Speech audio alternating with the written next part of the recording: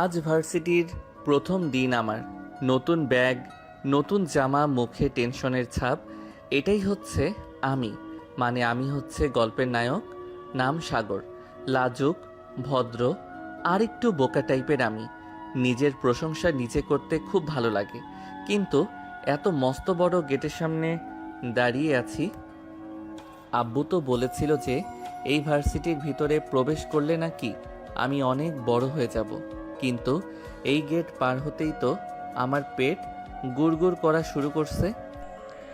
এইসব মনে মনে বলতেছে সাগর, আর এক পা দুপা করে সামনের দিকে এগিয়ে যাইতেছে। হঠাৎ গাছতলা থেকে তিনজন ছেলে সাগরকে ডাক দিয়ে বলতে লাগলো। এই ভাই থামেন, আপনাকে দেখে তো নতুন নতুন লাগতেছে। সাগর কিছুটা ভয় পেয়ে আমতা আমতা করতে লাগলো। জি মানে না, মানে হ্যাঁ, আমি এই কলেজে নতুন। সাগরের এরকম ভয় পাওয়া দেখে তিনজন ছেলে হাসতে লাগলো আর সাগরকে উদ্দেশ্য করে বলতে লাগলো। আরে ভাই দাঁড়াও, কোথায় যাইতেছো? আমাদের কথাগুলো তো শুনে যাও। কথা না শুনেই চলে যাইতেছো? হ্যাঁ ভাই বলেন, কি বলবেন? আগে আমাদের পাস হয়ে সালাম করো, তারপর একটা গান গাইতে হবে। গানটা হচ্ছে, আমি ছোট্ট একটা ছেলে, সিনিয়র ভাইয়েরা আমাকে র্যাগিং করতে ভালোবাসে, তাই আমি র্যাগিং খেতে ভালোবাসি। এইদিকে সাগর মাথা নিচু করে মনে মনে বলতে লাগলো। আমাকে তো এইগুলো আব্বু বলে দেয় নাই আসার সময়। ওরা আমাকে এগুলো বলতেছে কেন? সাগর কিছু বলতে যাবে এমন সময় পিছন থেকে একটা মেয়ে বলে উঠল। কিরে শিমুল, নয়ন, রাফি, তোদেরকে না বারণ করেছি নতুন যারা আসবে তাদেরকে র্যাগিং না করার জন্য? তাহলে এই ছেলেটাকে র্যাগিং করছিস কেন তোরা? নদী আপু, আমরা এই ছেলেটাকে র্যাগিং করতেছি না, তাকে এই কলেজের নিয়মকানুন বুঝিয়ে দিতেছি, যাতে সে এই কলেজে যদি বিপদে পড়ে তাহলে তোমার কাছে আসার জন্য। এইসব কিছু বুঝছিস তো? ভাই, আপনি এত মিথ্যা কথা বলেন কেন? আপু, এই তিনজন ছেলে আমাকে র্যাগিং করেছিল, কিন্তু র্যাগিং করার আগে আপনি চলে এসেছেন। আরে ভাই, মিথ্যা কথা বলছিস কেন? তোরে 10 টাকার চকলেট এনে খাওয়াবো, মিথ্যা কথা বলিস না, যা এখান থেকে। সাগর চলে যেতে যাবে এমন সময় নদী সাগরকে ডাক দিয়ে বলতে লাগলো। এই ছেলে এখানে দাঁড়া, কোথায় যেতেছিস? আমার সাথে এখনো কথা শেষ হয় নাই। আমার কথা শেষ হবে, এরপর তুই এখান থেকে যেতে পারবি। সাগর আবারও পিছনে ফিরে দাঁড়ালো। এইদিকে নদী শিমুলের গালে ঠাস করে জ্বর মেরে বলতে লাগলো।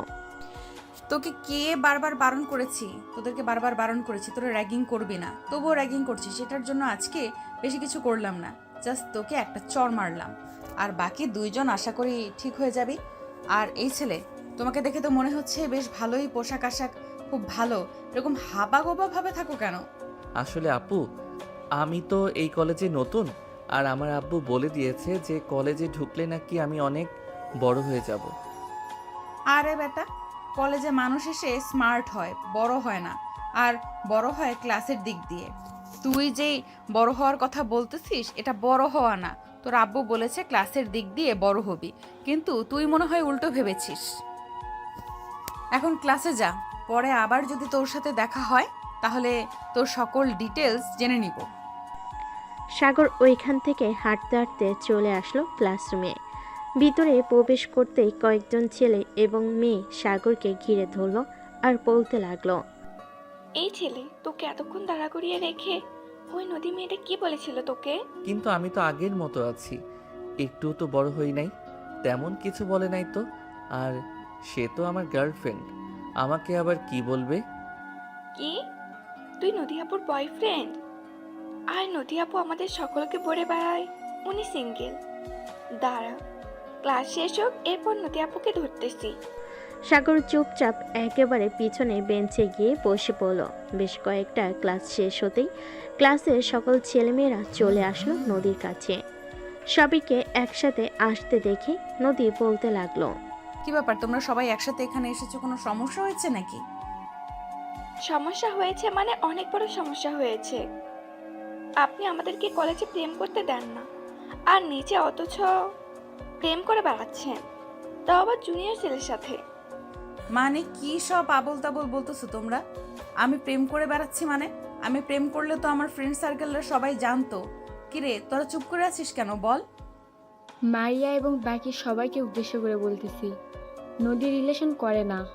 রিলেশন করলে আমরা অবশ্যই জানতাম, আর তোমরা জানতে, যেহেতু নদী এই কলেজের একজন মেয়ে লিডার। তাহলে ওই ছেলেটা বললো কেন যে নদী আপু ওই ছেলেটার গার্লফ্রেন্ড?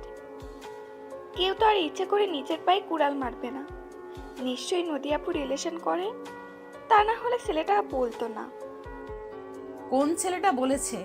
তাকে নিয়ে আসো তো এখানে, আমিও দেখতে চাই তার কত বড় কলিজা। সে আমাকে বলে আমি নাকি তার গার্লফ্রেন্ড। 19টা বছর একা কাটিয়ে দিয়েছি, আর এখন কেনা শুনতে হচ্ছে আমার বয়ফ্রেন্ড আছে। এই তোমরা কয়েকজন যাও তো, ক্লাস থেকে ছেলেটাকে নিয়ে আসো। কয়েকজন ছেলে মেয়ে চলে আসলো ক্লাসরুমে। এসে দেখে সাগর চুপচাপ বসে চকলেট খাচ্ছে আর ফোন টিপতেছে। সাগরকে দেখে একজন ছেলে বলতে লাগলো, এই ছেলে, চল আমাদের সাথে। নদী আপু তোকে ডেকেছে আজকে, তোর হাড়গুড্ডি ভেঙে ফেলবে। আরে ভাই, এসব কি বলতেছেন? নদীতে পড়ে গেলে তো মানুষ মারা যায়, আর আপনি বলতেছেন নদী আমার হাড্ডি গুড্ডি ভেঙে ফেলবে? এটা কিভাবে সম্ভব? আরে বেটা, এটা সেই নদী না, এটা হচ্ছে একটা মেয়ে, তার নাম হচ্ছে নদী। চল আমাদের সাথে, উনি বাহিরে বসে আছে, তোর জন্য অপেক্ষা করছে। সাগরকে নিয়ে সবাই চলে আসলো বাহিরে। নদীর সামনে এসে দাঁড়াতেই নদী বলতে লাগলো, কিরে তুই সেই ছেলেটা না, আজকে নতুন কলেজে এসেছিস? হ্যাঁ, আমি সেই ছেলেটা, আজকে নতুন কলেজে এসেছি। আপনি নাকি আমাকে ডেকেছেন? হ্যাঁ, আমি তোকে ডেকেছি। তুই সবাইকে কি বলে বেড়াচ্ছিস? আমি নাকি তোর গার্লফ্রেন্ড? তুই নাকি এসব বলতেছিস সবাইকে? আরে আপু, ওরা আমার পুরো কথা না শুনেই আগে আগে বলা শুরু করে দিয়েছিল যে আপনি আমার গার্লফ্রেন্ড। পরে আর আমি বাকি কথা বলতে পারি নাই। বাকি কথাটা কি সবার সামনে বল, আর আমার কাছে মাফ চা। এই পিচ্চি ছেলে, তুমি তো ক্যান্টিনে কাজ করো তাই না? নদী আপু তোমার কাছে চা চাইতেছে, যাও চা নিয়ে আসো। ওরে বলদের বাচ্চা, চা আনতে বলি নাই, মাফ চাইতে বলছি। তাড়াতাড়ি মাফ চা। আরে, আপনি আবারও চা চাইতেছেন? এই দাঁড়িয়ে আছিস কেন? যা তাড়াতাড়ি চা নিয়ে আয়। এবার নদী কিছুটা রেগে গিয়ে সাগরের শার্টের কলার টেনে ধরে সাগরের মুখটা তার সামনে নিয়ে বলতে লাগলো, আমি কি তোর বউ নাকি যে আমার সাথে মস্করা করতেছিস তুই? এটা বলতে না বলতেই সাগর নদীকে জড়িয়ে ধরে নদীর ঠোঁটের সাথে তার ঠোঁট একত্রিত করে কামড়ে ধরল। এদিকে বাকি সবাই তো পুরাই অবাক। নদী সাগরকে সরানোর চেষ্টা করতেছে, কিন্তু সাগর সরতেছে না। বেশ কিছুক্ষণ এভাবে থাকার পর সাগর ছেড়ে দিল। নদী ছাড়া পেয়ে সাগরের সামনে এসে ঠাস ঠাস করে সাগরের গালে কয়েকটা চর বসিয়ে দিল আর বলতে লাগলো, তোর মতো লুচ্চা ছেলেকে আমি যদি 1 মিনিটের মধ্যে এই কলেজ থেকে না বের করেছি, তাহলে আমার নাম নদী না। 1 মিনিট? ঠিক আছে, আমি ঘড়ির টাইম গুনতেছি। জাস্ট 1 মিনিট পার হয়ে গেলে পরে কিন্তু আমাকে আর বের করতে পারবেন না। আপনার টাইম শুরু হয়েছে। এই বলে সাগর টাইম গুনতে লাগলো। এদিকে নদী সাগরের টাইম গোনা দেখে আরো রেগে গেল আর বলতে লাগলো, তোর টাইম গোনা বের করতেছি, দাঁড়া তুই এখানে। এবার সাগর নদীর মুখে তাকিয়ে দেখে নদীর মুখ পুরা লাল হয়ে গেছে। এটা দেখে সাগর এক দৌড়ে চলে আসলো কলেজের বাহিরে। পিছনে তাকিয়ে দেখে নদী তার পিছন করতেছে। এটা দেখে সাগর দৌড়াতে দৌড়াতে অলিগলি দিয়ে চলে আসলো তার বাড়িতে। দরজার সামনে দাঁড়িয়ে কুকুরের মতো হাঁপাচ্ছে আর মনে মনে বলতেছে, যাক, আমাকে তো আর কেউ বোকাশোকা বলতে পারবে না। এখন তো আমি কলেজের লেডি ডনকে লিপ কিস করেছি, কালকে জানি কি হয়। থাক, কালকে আর কলেজে যাব না, কালকের পরের দিন যাব। এখন রুমে গিয়ে একটু বিশ্রাম নিই। এক দৌড়ে 1 কিলোমিটার পথ এসেছি, আল্লাহ বাঁচাইছে আমারে। এই বলে সাগর বাড়ির কলিং বেল দিল। বেশ কিছুক্ষণ পর সাগরের আম্মু এসে দরজা খুলে দিল আর বলতে লাগলো, সাগরের আম্মু, নায়কের আম্মু। কি রে সাগর, আজকে কি তোর ক্লাস শেষ নাকি? এত তাড়াতাড়ি চলে আসলি যে? আম্মু, তুমি জানো না তোমার ছেলে পড়ালেখায় পিএইচডি করেছে। স্যার আমাকে দেখেই ছুটি দিয়ে দিছে আধা ঘন্টা পড়িয়ে। তাই তো আমি তাড়াতাড়ি চলে এসেছি। আর স্যার বলেছে যে কালকে না যাওয়ার জন্য। কালকে নাকি আমার ছুটি। স্যারেরা তো কখনোই এসব বলে না। নিশ্চয়ই তুই কিছু করেছিস, তাই তো এসব বলেছে। আচ্ছা যা, এখন ফ্রেশ হয়ে আয়, আমি টেবিলে খাবার রেডি করতেছি। সাগর কিছু না বলেই চলে গেল তার রুমে। এইদিকে নদী বসে আছে গাছতলায় আর রাগে সাপের মতো ফুসফুস করতেছে। এইদিকে মারিয়া অনেক বোঝানোর চেষ্টা করতেছে নদীকে, কিন্তু নদীর মাথা এখনো পুরাই গরম। দেখ মারিয়া, আমাকে বিরক্ত করবি না, এখান থেকে চলে যা। তোদেরকে আবার কখন কি বলে বসি তার কোনো ধারণা নেই। আমাকে বিরক্ত না করে ওই ছেলের বাড়ির অ্যাড্রেস তাড়াতাড়ি খুঁজে নেয়। আমাকে লিপ কিস করেছে, আজ পর্যন্ত এই নদীর গায়ে কেউ হাত দিতে পারে নাই, সেইখানে কিনা এই ছেলে আমাকে লিপ কিস করেছে। তার তো একটা শাস্তি হবেই হবে। আচ্ছা তুই শান্ত হয়ে এখানে বস, আমি দেখি প্রিন্সিপাল স্যার তার কেবিনে আছে নাকি। যদি থাকে তাহলে আমি ওই সাগরের বাড়ির ঠিকানা বের করতেছি। এই বলে মারিয়া চলে গেল প্রিন্সিপাল স্যারের কেবিনে। গিয়ে দেখে প্রিন্সিপাল স্যার বসে বসে আরও কয়েকজন স্যারের সাথে কথা বলতেছে। মারিয়াকে দেখে বলতে লাগলো, কি ব্যাপার মারিয়া, হঠাৎ তুমি আমার কেবিনে? নদীর কিছু হয়েছে নাকি? না স্যার, নদীর কিছু হয় নাই। নদী একদম পুরোপুরি সুস্থ আছে। আপনার কাছে একটা ইনফরমেশন চাইতে এসেছি। আমাদের কলেজে যে নতুন একটা ছেলে ভর্তি হয়েছে, নাম হচ্ছে সাগর, তার বাড়ির ঠিকানাটা একটু দেন তো। ঠিকানা দিব কিভাবে? ছেলেটা তো ঠিকানার জায়গায় কোনো কিছুই লেখে নাই, আর আমিও একটু কলেজে ব্যস্ত ছিলাম, তাই আর চেষ্টা করতে পারি নাই। কাগজপত্রগুলো আমার কাছে দেন তো, আমি একবার দেখি। কোনো না কোনো ইনফরমেশন তো পাবো, হয়তো নাম্বার বা বাড়ির অ্যাড্রেস। প্রিন্সিপাল স্যার মারিয়ার কেবিনে সাগরের কাগজগুলো দিতেই মারিয়া সাগরের ফোন নাম্বার পেল। ফোন নাম্বারটা নিয়ে মারিয়া চলে আসলো নদীর কাছে, এসে বলতে লাগলো, নদী, সাগরের ফর্মে কোনো অ্যাড্রেস ছিল না, তবে এই নাম্বারটা পেলাম। ফোন দিব নাকি? ফোন দিব না কি করব, আবার জিজ্ঞেস করতেছিস? তাড়াতাড়ি ফোন দে, দেখ কি রিসিভ করে। যদি ওর আম্মু বা আব্বু রিসিভ করে তাহলে বাড়ির ঠিকানাটা কোনোভাবে নেই, তারপর তার বিচার আমি করতেছি। মারিয়া ওই নাম্বারে ফোন দিতেই সাগর কলটা রিসিভ করলো, কানের কাছে নিয়ে এলো। তখন ওই পাশ থেকে নদী বলতে লাগলো, এই কুত্তার বাচ্চা, তোর যদি সাহস থাকে তাহলে তুই এক্ষুনি কলেজ মাঠে আয়, আমি তোকে দেখতে চাই। তোর কত বড় সাহস, তুই আমাকে লিপ কিস করেছিস? আমার তো মাথায় এখন আগুন ধরতেছে। মিস নদী, আমি তো আপনার মাথায় আগুন ধরানোর জন্য ওই কলেজে ভর্তি হয়েছি। আর আমাকে বলেছিলেন কি আমি হাবাগোবা? দেখেছেন তো এই হাবাগোবা ছেলেটা কি করতে পারে আপনার। কালকে আমি কলেজে যাব না, আপনি দেখি কি করতে পারেন আমাকে। আমার বাড়ির ঠিকানা পেলেন না, আপনি কিভাবে আমাকে বের করবেন? তোকে বের করার সময় লাগবে না বেশি, এখন ফোন রাখ, রাতের ভেতরে তোকে আমার কাছে নিয়ে আসবো, এরপর তোকে তোর প্রাপ্য শাস্তি দিব। এই বলে নদী কলটা কেটে দিয়ে মারিয়ার কাছ থেকে বিদায় নিয়ে চলে আসলো তার বাসায়। কলিং বেল দিতেই তার আম্মু এসে দরজা খুলে দিল। নদীকে রাগান্বিত অবস্থায় দেখে কিছু জিজ্ঞেস করে না, কারণ নদীর আম্মু জানে যদি এখন কিছু জিজ্ঞেস করে তাহলে তার উপর দিয়ে ঝড় যাবে। এদিকে নদী বাড়ির ভিতরে ঢুকতে ঢুকতেই বলতে লাগলো, আম্মু মামাকে ফোন দাও আর বলো যে আমার একটা বাড়ির অ্যাড্রেস লাগবে, আমি ফোন নাম্বার দিতেছি। কি হয়েছে নদী, আমাকে একবার বল, আমি শুনি, এরপর তোর মামাকে ফোন দিতেছি। আমি তোকে ফোন দিতে বলেছি, অন্য কিছু বলতে বলি নাই।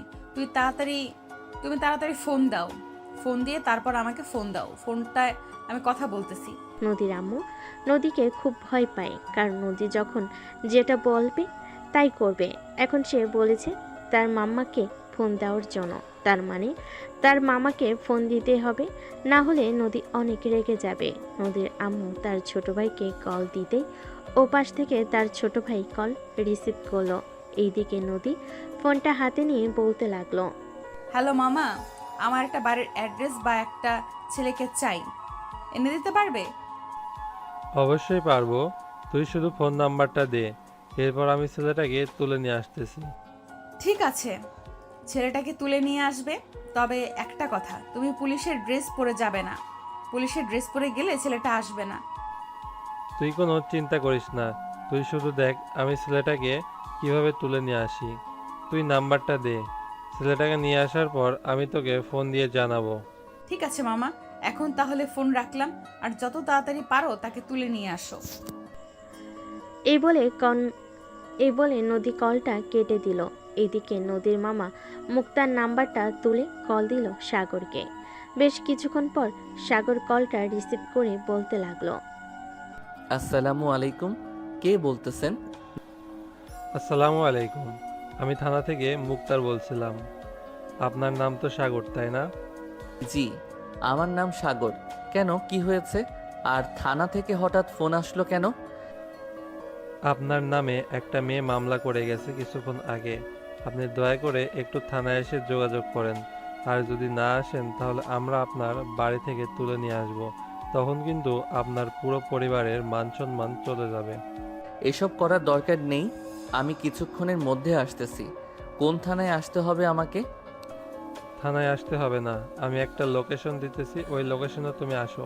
এরপর তোমার সকল কিছু যাচাই বাছাই করে তোমাকে ছেড়ে দেওয়া হবে।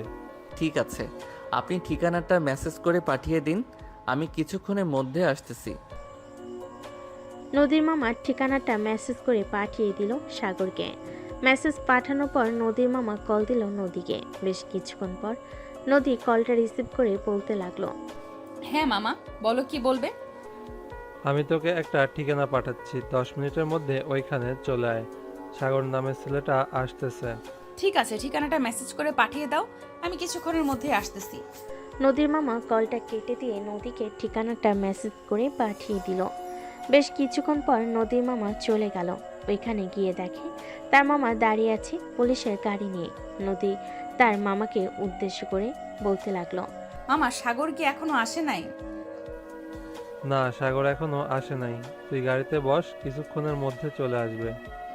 নদী গাড়িতে বসে ফোন টিপতে লাগলো। বেশ কিছুক্ষণ পর সাগর আসলো। গাড়ির সামনে এসে দাঁড়াতেই নদীর মামা সাগরকে উদ্দেশ্য করে বলতে লাগলো, গাড়ির ভিতরে বসো, এরপর তোমার সাথে কথা বলতেছি। সাগর গাড়ির ভিতরে ঢুকে বসে পড়তে সামনের দিকে তাকিয়ে দেখে নদী বসে আছে। নদীকে দেখে কিছুটা ভয় পেয়ে সাগর বলতে লাগলো, আপু, আপনি এখানে কি করেন? আমি এখানে কি করি তোকে না হয় কিছুক্ষণ পর বলতেছি। আমি এখানে কি করি, আগে তোর তেলগুলো মজিয়ে নেই। মামা, তুমি গাড়ি থেকে কিছুটা দূরে গিয়ে দাঁড়াও, আমি ওর একটা ব্যবস্থা করে এরপর তোমাকে ডাক দিতেছি। ঠিক আছে, তুই তোর কাজ কর, আমি দোকান থেকে 1 কাপ চা খেয়ে আসতেছি।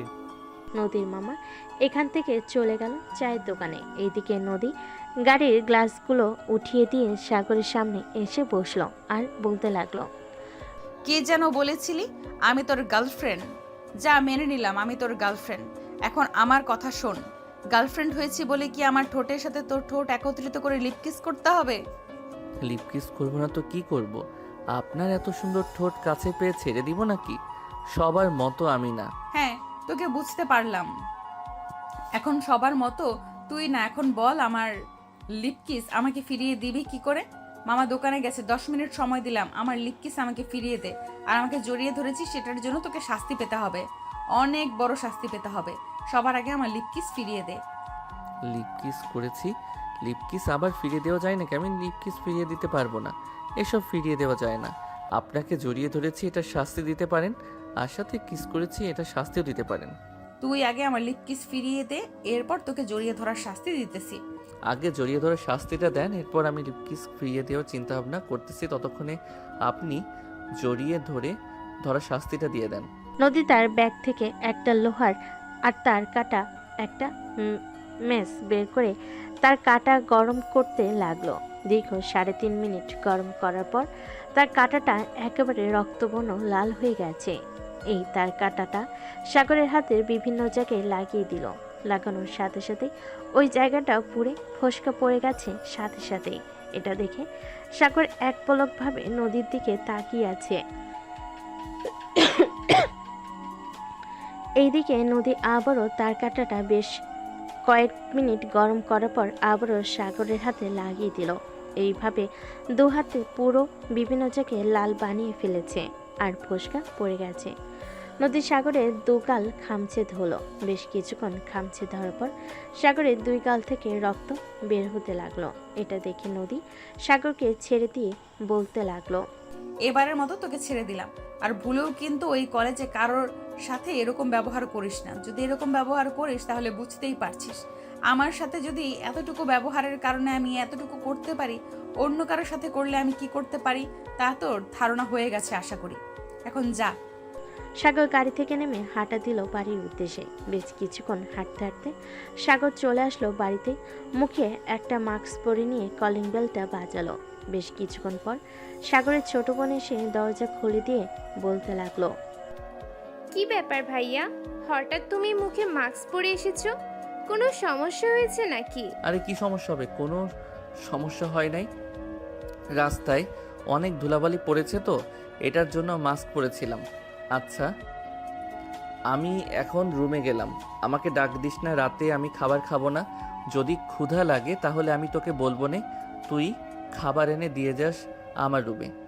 ঠিক আছে ভাইয়া, যাও তাহলে। তুমি তোমার রুমে যাও, আর কিছু লাগলে আমাকে বলবে, কেমন?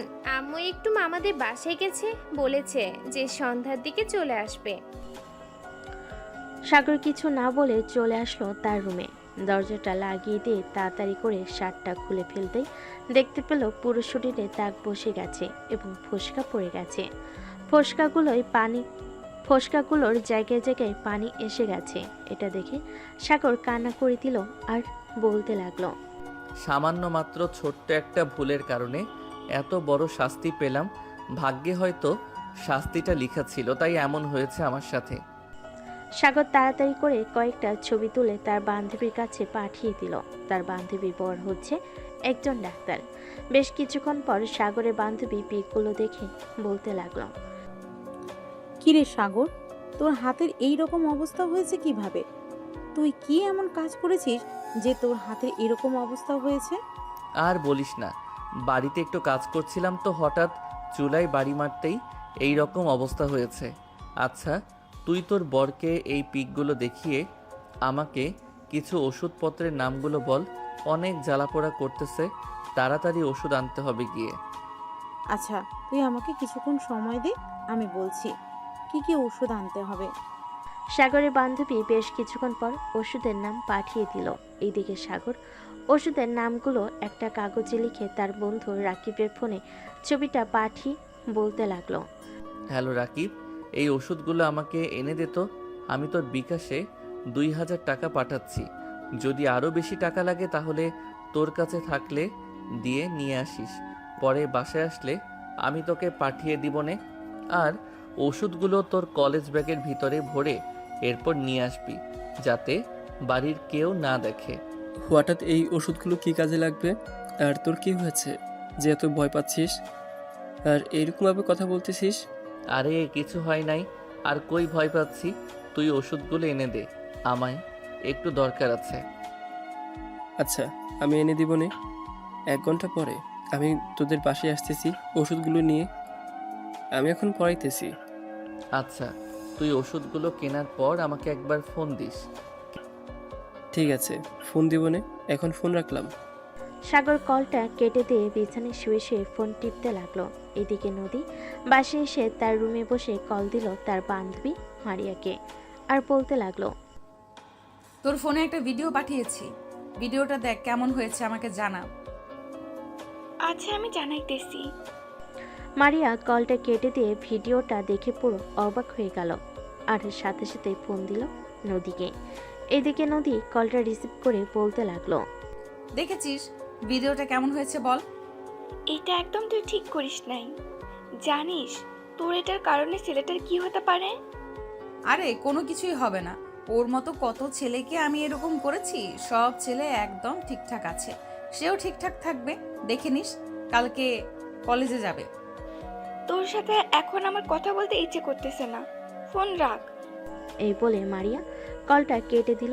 এদিকে মারিয়া খুব চিন্তায় পড়ে গেল, কারণ সে জানে হাতে ফোসকা পড়ে গেলে কিরকম জ্বালা পোড়া করে আর কেমন লাগে। এই সব কিছু ভাবতে ভাবতে মারিয়া সাগরের নাম্বারে কল দিল। এদিকে সাগর অচেনা নাম্বার দেখে কলটা রিসিভ করলো না, কারণ আবার যদি কোনো সমস্যায় পড়ে এটার জন্য। বেশ কয়েকবার মারিয়া সাগরের নাম্বারে কল দিল, কিন্তু সাগর একবারও কল রিসিভ করলো না। দীর্ঘ 1 ঘন্টা পর রাকিব সবগুলো ওষুধ নিয়ে চলে আসলো সাগরের রুমে। দরজায় কয়েকবার টোকা দিতেই ভিতর থেকে সাগর বলতে লাগলো। সে এসেছে। আরে শালা, আমি এসেছি, দরজা খোল। সাগর দরজা খুলে তাড়াতাড়ি করে রাকিবকে রুমের ভিতরে ঢুকিয়ে নিল, আর সাথে সাথে দরজাটা আটকে দিল। রাকিব সাগরের মুখের দিকে তাকিয়ে অবাক হয়ে রইল আর বলতে লাগলো, কিরে সাগর, তোর মুখের এরকম অবস্থা কেন? তোর মুখের এরকম অবস্থা কে করেছে? সেসব না হয় পরে জানতে পারবি, এখন এক কাজ কর, মলমগুলো আমার হাতে লাগিয়ে দে। এই বলে সাগর তার শার্ট পুরোটা খুলে ফেলতে রাকিব আরও অবাক হয়ে গেল। আর হাতের দিকে তাকিয়ে রাকিব বারবার সাগরকে জিজ্ঞেস করতেছে এরকম কিভাবে হয়েছে, কিন্তু সাগর কোনো কিছুর উত্তর দিতেছে না।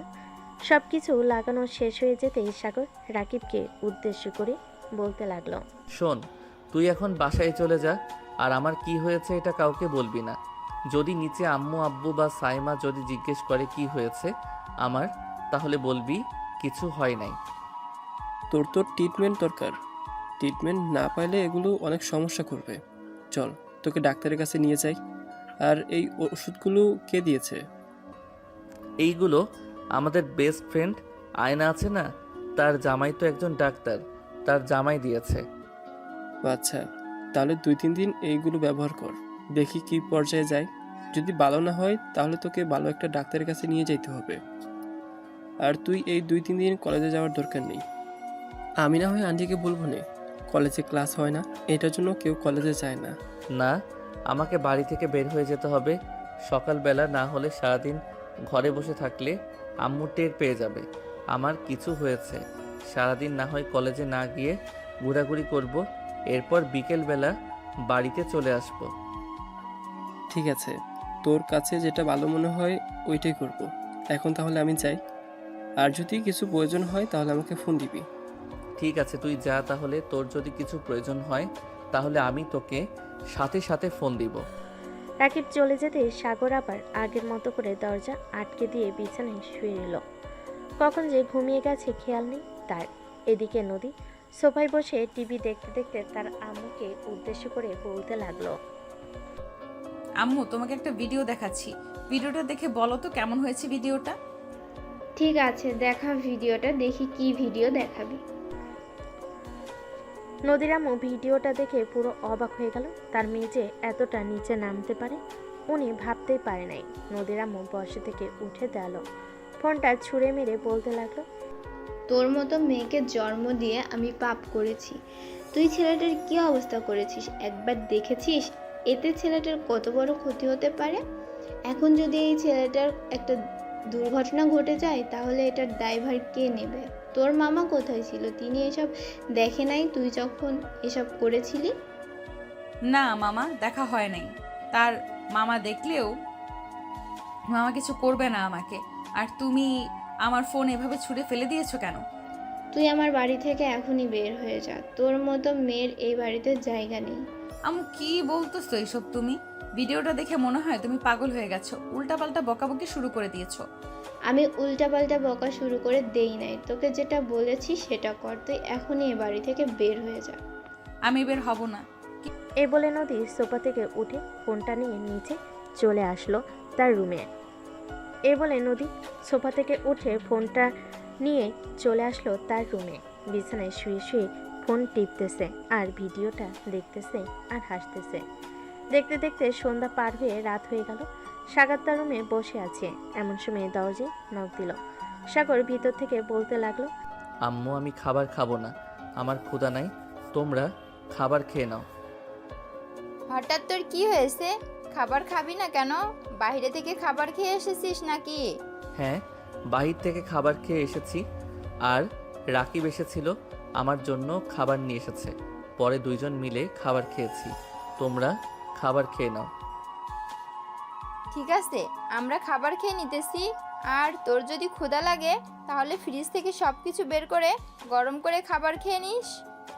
ঠিক আছে, আমার যদি ক্ষুধা লাগে তাহলে আমি ফ্রিজ থেকে খাবার বের করে খাবার খেয়ে নিবনে। এখন যাও, আমাকে ঘুমাতে দাও। সাগরের আম্মু সাগরের রুমের সামনে থেকে চলে গেল নিচে। খাবার টেবিলে সামনে আসতে সাগরের আব্বু বলতে লাগলো, কি হয়েছে সাগরের মা?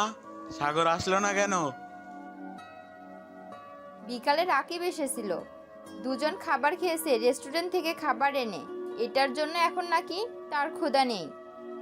রাকিব ভাইয়া তো এসেছিল, কিন্তু রাকিব ভাইয়ের হাতে তো কোনো খাবারের জিনিসপত্র ছিল না। আর আম্মু ভাইয়া যখন বাইরে থেকে বাড়িতে এসেছিল তখন ভাইয়া মুখে মাস্ক পরেছিল। হঠাৎ ভাইয়া মুখে মাস্ক পরেছে, এটার জন্য আমার চিন্তা হচ্ছে। হয়তো বাইরে ঘুরতে বের হয়েছিল, আর এখন তো রাস্তাঘাটে ধুলাবালুর অভাব নেই, খুব তাড়াতাড়ি ঠান্ডা লেগে যায়।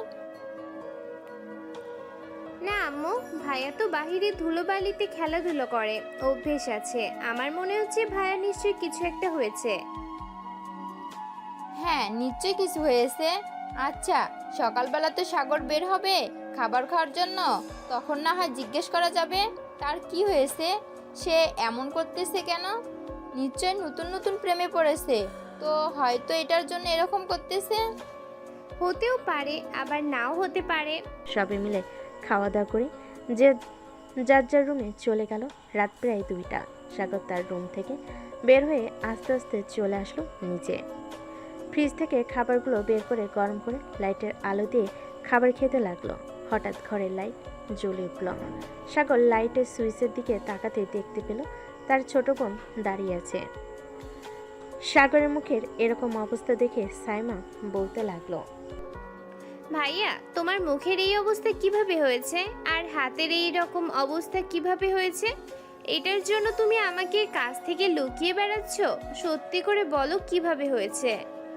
জানি না কিভাবে হয়েছে, হঠাৎ এরকম হয়ে গেছে। এই বলে সাইমা দৌড়ে চলে গেল তার আম্মুর রুমে। তার আম্মু আব্বুকে ডেকে নিয়ে চলে আসলো নিচে। সাগরের এরকম অবস্থা দেখে সাগরের আম্মু কান্না করতে করতে বলতে লাগলো, কিরে সাগর, তোর এই রকম অবস্থা হয়েছে কিভাবে? তুই কোথায় গিয়েছিলি যে তোর এই রকম অবস্থা হয়েছে? সাগর কোনো কথা বলতেছে না দেখে সাগরের আব্বু বলতে লাগলো, সাগর সত্যি করে বলতো তোর কি হয়েছে? আর এরকম হাতে আর মুখে এই অবস্থা করেছে কে? মুখের দাগ দেখে তো মনে হচ্ছে নখের দাগ এগুলো। হ্যাঁ আব্বু, এইগুলো নখের দাগ। আর এইগুলো কিভাবে হয়েছে এটা আমি বলতে পারবো না। আর আমাকে নিয়ে চিন্তা করতে হবে না, আমি ওষুধ লাগিয়ে দিয়েছি, সুস্থ হয়ে যাব তাড়াতাড়ি। সাগর খাওয়া দাওয়া করে চলে আসলো তার রুমে। এইদিকে বাকি সবাই যার যার রুমে চলে গেল। বিছানায় শুয়ে পড়তে ঘুম চলে আসলো তার। দেখতে দেখতে রাত পার হয়ে সকাল হলো। সকাল 9টা। সাগর ঘুম থেকে উঠে ফ্রেশ হয়ে খাওয়া দাওয়া করে চলে আসলো কলেজে। গেট দিয়ে প্রবেশ করতে যাবে এমন সময় মারিয়া এসে সাগরের পথ আটকে দাঁড়ালো আর বলতে লাগলো, সাগর, তোমার হাত দেখাও তো। তোমার হাতের অবস্থা এখন কেমন আছে? আমি দেখতে চাই। সুস্থ হয়ে যাব খুব তাড়াতাড়ি। আরে আপনি কি বলতেছেন? আমার হাতের অবস্থা মানে বুঝতেছি না কি বলতে চাইতেছেন। আমার হাতের অবস্থা তো খুবই ভালো, এই দেখেন আমার হাত খুব ভালো। দেখো, মিথ্যে কথা বলবে না। আমি নদীর ফোনে ভিডিওতে দেখেছি তোমার হাতের অবস্থা খুবই খারাপ। তুমি তোমার হাত দেখাও, আমি তোমার হাত দেখতে চাই। সাগর তার শার্টের হাতা উঠাতে যাবে এমন সময় পিছন থেকে নদী বলে উঠল, কিরে মারিয়া, তোকে বলেছিলাম না এই ছেলের কোনো কিছুই হবে না? দেখেছিস ছেলেটা একদম সুস্থ আছে। দেখ নদী, তুই একদম কথা বলবি না। তোর সাথে কথা বলতে আমার ইচ্ছে করতেছে না। তুই এখান থেকে চলে যা। হ্যাঁ হ্যাঁ, তুই কথা বল, আমি চলে যাইতেছি। নদী ওইখান থেকে চলে যেতে মারিয়া সাগরের হাত দেখে অবাক হয়ে গেল, কারণ আগের চাইতে আরো অনেক খারাপ অবস্থা হয়ে গেছে। এটা দেখে মারিয়া বলতে লাগলো, সাগর, তুমি এক কাজ করো, একটা ভালো ডাক্তার দেখাও, না হলে তোমার এই হাতের অবস্থা দিন দিন আরো খারাপ হয়ে যাবে। আমি ওষুধ এনেছি, দেখি কি হয় কয়েকটা দিন ওষুধ খেয়ে। ঠিক আছে, এখন তুই ক্লাসরুম থেকে যা, আর বাইরে বের হবি না বেশি। 2-3টা ক্লাস করে এরপর বাসায় চলে যাবি। ঠিক আছে আপু। সাগর চলে আসলো ক্লাসরুমে। বেশ কিছুক্ষণ বসে থাকার পর স্যার ক্লাসে এসে ক্লাস করাতে লাগলো। এদিকে নদী সবার সাথে বসে বাহিরে আড্ডা দিতেছে আর বলতেছে, কালকে যে আমাকে সাগর কিস করেছিল আর জড়িয়ে ধরেছিল, এটার শাস্তি সে পেয়ে গেছে। তোরা সবাই ভিডিওটা দেখতে চাস নাকি সাগরের কি অবস্থা করেছি? হ্যাঁ, আমরা সবাই ভিডিওটা দেখতে চাই। আমরাও দেখব সাগরের কি অবস্থা করছো। নদী তার ব্যাগ থেকে ফোনটা বের করে ভিডিওটা দেখাতে লাগলো। বেশ কিছুক্ষণ সবাই ভিডিওটা দেখার পর নদীর হাতে ফোন দিয়ে সবাই চলে যেতে লাগলো। এটা দেখে নদী সবাইকে উদ্দেশ্য করে বলতে লাগলো, কি ব্যাপার, তোমরা সবাই চলে যেতেছো কেন? জাস্ট কিস আর জড়িয়ে ধরেছে, এটার জন্য যদি এরকম শাস্তি হতে পারে তাহলে আমরা তো আপনার বেস্ট ফ্রেন্ড বা ক্লাসমেট, আমাদের শাস্তি তো আরও দ্বিগুণ হবে। তার চাইতে ভালো আমরা আপনার থেকে দূরে থাকি। আরে আমি তোমাদের কেন কিছু করব? তোমরা যদি কিছু অন্যায় না করো, সাগর তো অন্যায় করেছে, এটার জন্য সাগর তার প্রাপ্য শাস্তি পেয়েছে। তোমরা এত ভয় পাচ্ছ কেন? তোমাদেরকে কিছু করব না।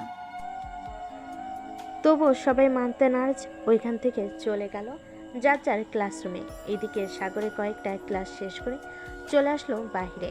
বেশ কিছুক্ষণ আশেপাশে ঘোরাঘুরি করার পর সাগর চলে গেল তাদের বাসায়। কলিং বেল দিতে তার আম্মু এসে দরজা খুলে দিল। সাগর সোজা চলে আসলো তার রুমে, ফ্রেশ হয়ে বসে আছে। এমন সময় তার আম্মু তার জন্য খাবার নিয়ে আসলো। এটা দেখে সাগর বলতে লাগলো, আরে আম্মু, খাবার উপরে নিয়ে এসেছো কেন? আমি তো এখনই নিচে যাইতাম খাবার খাওয়ার জন্য। তুই অসুস্থ, এটার জন্য আমি নিয়ে আসলাম খাবারগুলো। হাকর, আমি খাইয়ে দিতেছি। সাগরে আম্মু সাগরকে খাওয়াই দিতে লাগলো। খাওয়া দাওয়া শেষ করে বসে আছে সবাই। এমন সময় সাগরের রুমে প্রবেশ করলো সাইমা আর বলতে লাগলো, ভাইয়া ভাইয়া, তোমাদের জন্য একটা সুখবর আছে। এই দেখো, আমি গোল্ডেন A+ পেয়েছি। আলহামদুলিল্লাহ, অনেক ভালো নাম্বার পেয়েছিস। যেহেতু ভালো নাম্বার পেয়েছিস তাহলে মিষ্টি কই? মিষ্টি খাওয়া আমাকে এনে। ভাইয়া ভাইয়া, তোমাদের জন্য একটা সুখবর আছে। এই দেখো, আমি গোল্ডেন। আচ্ছা, বিকালে তোমাকে নিয়ে দোকানে যাব, এরপর না হয় মিষ্টি খাবো। ঠিক আছে, এখন তোমরা যাও, আমি একটু ঘুমাবো, খুব ঘুম পাইতেছে। সাগরের আম্মু আর সাইমা চলে গেল তাদের রুমে। ওইদিকে সাগর দরজাটা লাগিয়ে দিয়ে ওষুধ লাগিয়ে ঘুমিয়ে পড়লো। দেখতে দেখতে বিকেল হয়ে আসলো। বিকেল 5টা। সাইমাকে নিয়ে চলে আসলো একটা পার্কে। দুজন বসে বাদাম খাইতেছে। এমন সময় নদী এসে সামনে দাঁড়ালো আর বলতে লাগলো, বাহ, এইখানে বসে প্রেম করতেছিস, বেশ ভালোই। কলেজে যদি প্রেম করতি তাহলে তোকে আর একটু শিক্ষা দিয়ে দিতাম। মাত্র তো হাতে আর মুখের অবস্থা খারাপ করেছি। সাইমা বেঞ্চ থেকে উঠে নদীর গালে ঠাস ঠাস করে কয়েকটা চড় মারলো আর বলতে লাগলো, এই বেহায়া মেয়ে, আমার ভাইয়া তোকে কি এমন করেছিল যে তুই আমার ভাইয়ার এরকম অবস্থা করেছিস? তাড়াতাড়ি বল, না হলে কিন্তু আমি আবারও তোর গালে চড় মারবো। আরে সাইমা, তুই এসব কি করতেছিস? ছেড়ে দে মেয়েটাকে। আর ওনার কোনো অপরাধ নাই, আমি অপরাধ করেছি, এটার জন্য শাস্তি পেয়েছি। সাগরের কথায় সাইমা নদীকে ছেড়ে দিল। আর এদিকে নদী রাগে দাঁত কটমট করতে করতে বলতে লাগলো, সাগর, তোর বোন আমাকে এরকম করেছে না, এটার শাস্তি তোর বোনকে না তোকে দিব। কালকে শুধু তুই কলেজে আয়, তারপর তোর শাস্তির আমি ব্যবস্থা করতেছি। বলে নদী ওইখান থেকে চলে গেল।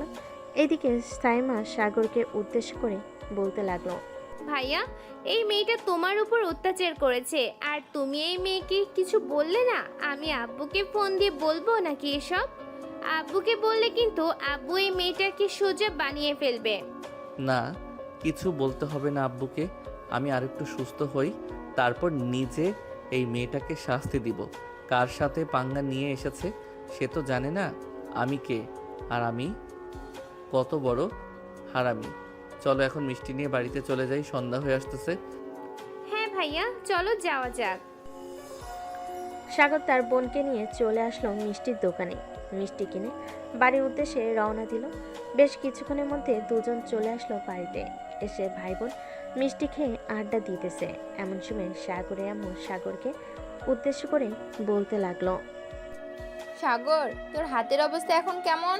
আর তোর খালাতো বোন আর মামাতো বোন আসবে কালকে বা 2 দিন পরে, তাদেরকে নিয়ে তুই ঘোরাঘুরি করবি। এক সপ্তাহের মতো? এই এক সপ্তাহ কলেজে যাবি না? ঠিক আছে আম্মু, এই এক সপ্তাহ না হয় কলেজে না গেলাম। সাইমা, এক কাজ কর, নুডলস তো আছে, আমার জন্য নুডলস রান্না করে নিয়ে আয়। আর তুই খেলে তুইও রান্না করিস। ঠিক আছে ভাইয়া, তুমি বসো, আমি নুডলস রান্না করে নিয়ে আসতেছি। এ বলে সাইমা ওইখান থেকে চলে গেল রান্নাঘরে। বেশ কিছুক্ষণ পর নুডলস রান্না করা শেষ করে চলে আসলো রুমে। সাগরকে এক প্লেট দিয়ে বাকি এক প্লেট সে নিজে খেতে লাগলো। খাওয়া দাওয়া শেষ হতে সাগর চলে আসলো তার রুমে। এদিকে নদী বসে বসে টিভি দেখতেছে আর নিজের রান্না করা খাবার খাইতেছে। নদীর আম্মু এখন আর রান্না করে না, নদী বসে বসে টিভি দেখতেছে আর খাচ্ছে। এমন সময় তার ফোনটা বেজে উঠলো। তাকিয়ে দেখে অচেনা নাম্বার। কলটা রিসিভ করতে ওপাশ থেকে বলে উঠল, হ্যালো, আপনার নাম কি নদী? আপনি কি আর যে এই কলেজে লেখাপড়া করেন? হ্যাঁ, আমি এই কলেজে লেখাপড়া করি। কেন, কি হয়েছে? আর আপনি কে? আমার ফোন নাম্বার কোথা থেকে পেলেন? আমি আপনার ফোন নাম্বার কোথায় থেকে পেয়েছি এটা না হয় পরে বলবো, তার আগে আমাকে কিছু প্রশ্নের উত্তর দেন। সাগর নামের একটা ছেলে আছে, তাকে আপনি এরকম করছেন কেন? আরে ভাই, আপনি কে? আর আমার প্রশ্নের উত্তর দেন, এরপর আমি আপনার প্রশ্নের উত্তর দিব। আগে আপনি আমার প্রশ্নের উত্তর দেন, এরপর আপনার প্রশ্নের উত্তর দেব আমি। আপনি যে কাজগুলো করছেন এই কাজগুলো একেবারে ঠিক করেন নাই। খুব শীঘ্রই আপনার উপরে চাপ আসবে, এরপর দেখে নিয়েন। ফোন রাখলাম, এখন ভালো থাকবেন। এদিকে নদী টেনশনে পড়ে গেল। কে তাকে ফোন দিয়ে হুমকি দিল, এসব ভাবতে ভাবতে নদী চলে আসলো তার রুমে। দেখতে দেখতে রাত 11টা বেজে গেল। নদী খাওয়া দাওয়া করে তার রুমে এসে ঘুমিয়ে গেল। এদিকে সাগর বেলকুনিতে দাঁড়িয়ে ফোন টিপতেছে। এমন সময় তার ফোনটা বেজে উঠল। তাকিয়ে দেখে রাকিব ফোন দিয়েছে। কলটা রিসিভ করতেই ও পাশ থেকে রাকিব বলতে লাগলো, সাগর, আমি নদীকে ছেড়ে দিয়েছি আর বলছি যে খুব শীঘ্রই তার জীবনে অনেক বড় পরিবর্তন আসতে চলেছে, যে পরিবর্তনটা তুই করবি। এখন আর তার সামনে পিছনে কোনো ছাত্রছাত্রী নেই, তুই চাইলে যা ইচ্ছা তাই করতে পারিস। এখন আমি কোনো কিছুই করব না। এখন কোনো কিছু করলে পরে একটা সমস্যা হবে। আচ্ছা, তোর যখন ইচ্ছা হবে তখন না হয় তুই কিছু করিস। এখন এক কাজ কর, তুই কালকে নদীকে সামান্য পরিমাণে একটা ডোজ খাওয়াবি, যাতে নদী তোকে আস্তে আস্তে চিনতে পারে। এটা নিয়ে চিন্তা করিস না, আমার হাতের অবস্থা এখনও তেমন ভালো হয় নাই। ভালো হোক, এরপর আমি নদীকে দেখে নিব। আমাকে এখনও চিনে নাই আমি কে। হ্যাঁ, তুই ভালো হলে এরপর নদীর একটা ব্যবস্থা করতে হবে। এখন ঘুমা, রাত হয়েছে অনেক। কালকে আবার কলেজে যাবি, আমিও যাব কলেজে কালকে। এই বলে রাকিব কলটা কেটে দিল। এদিকে সাগর তার রুমে এসে বিছানায় শুয়ে পড়তে ঘুম চলে আসলো তার। কখন যে ঘুমিয়ে গেছে টেরই পেল না। দেখতে দেখতে কেটে গেল সারা রাত। সকাল 9টা। সাগর ঘুম থেকে উঠে ফ্রেশ হয়ে চলে আসলো নিচে। খাওয়া দাওয়া করে বসে আছে। এমন সময় তার আম্মু বলতে লাগলো, সাগর, আজকে কলেজে যাবি নাকি? হ্যাঁ আম্মু, আজকে কলেজে যাব কেন? কোনো দরকার নাকি? না, তেমন কোনো দরকার না। ওরা আসবে তো কালকে, তুই নিয়ে আসবি স্টেশন থেকে ওদেরকে। ওদের তো গাড়ি আছে, ওদেরকে বলো গাড়ি দিয়ে চলে আসার জন্য। তাহলে তো একেবারে আমাদের বাসার সামনে আসতে পারবে। আমি বলেছিলাম গাড়ি নিয়ে আসার জন্য, ওরা বলেছে যে ওরা ট্রেন দিয়ে আসবে। পরে আর আমি কিছু বলি নাই। ও আচ্ছা, এখন আমাকে খাবার দাও, খুব ক্ষুধা লাগছে। সাগর খাওয়া দাওয়া করে চলে আসলো কলেজে। গেট দিয়ে প্রবেশ করতে মারিয়া এসে সামনে দাঁড়ালো আর সাগরকে উদ্দেশ্য করে বলতে লাগলো, সাগর, তোমার হাতের অবস্থা এখন কেমন আছে? ঠিকমতো ওষুধ খাচ্ছ তো? হ্যাঁ মারিয়া আপু, এখন আলহামদুলিল্লাহ ভালো আছি। আর আপনি আমাকে এসব জিজ্ঞেস করবেন না। আপনি আমার ফ্রেন্ড, নদীর সাথে থাকেন। আমি আর নদীর সাথে চলাচল করি না, এখন নদীর থেকে অনেকটা দূরে থাকি। চলো, আজকে ক্লাস করব না, তোমাকে নিয়ে ঘুরতে যাব। আরে কি বলেন আপু, আমি আপনার সাথে ঘুরতে যাব কেন? আপনার বয়ফ্রেন্ড আছে, তাকে নিয়ে যান, আমাকে নিয়ে যাবেন কেন? আমার বয়ফ্রেন্ড নেই। বয়ফ্রেন্ড থাকলে এতক্ষণে আমি তার সাথে ঘোরাঘুরি করতাম। তোমাকে অফার করতাম না ঘোরাঘুরি করার জন্য। সরি, আমি যেতে পারবো না। এ বলে সাগর ওইখান থেকে চলে আসলো তার ক্লাসরুমে। এসে দেখে রাকিব বসে আছে। রাকিবকে দেখে সাগর রাকিবের পাশে গিয়ে বসে পড়ল। রাকিব সাগরকে উদ্দেশ্য করে বলতে লাগলো, কিরে সাগর, মারিয়া তোকে কি বলছিল তখন? কি আর বলবে, আমাকে ঘোরাঘুরি করার অফার করেছিল, আমি যাই নাই। আমি বলছি যে আমি যেতে পারবো না। ও আচ্ছা, ভালো কাজ করছিস। সবগুলো একই গলের গুরু, তোকে ঘুরতে নিয়ে গিয়ে পরে ভাসিয়ে দিবে। এমনিতেই তো এক গুরু তোর পিছনে লেগে আছে। সাগর রাকিবের সাথে কথা বলতে লাগলো। দুজন 4টা ক্লাস শেষ করে চলে আসলো বাহিরে। সাগর রাকিবকে উদ্দেশ্য করে বলতে লাগলো, কালকে থেকে আগামী 1 সপ্তাহ আমি কলেজে আসবো না রে রাকিব। হঠাৎ 1 সপ্তাহ কলেজে আসবি না কেন? বাড়িতে কোনো সমস্যা হয়েছে নাকি? না, বাড়িতে কোনো সমস্যা হয় নাই। আমার খালাতো বোন আর চাচাতো বোন আসবে তো, তাদেরকে একটু সময় দিতে হবে। রাকিব কিছু বলতে যাবে এমন সময় পিছন থেকে নদী সাগরকে উদ্দেশ্য করে বলতে লাগলো,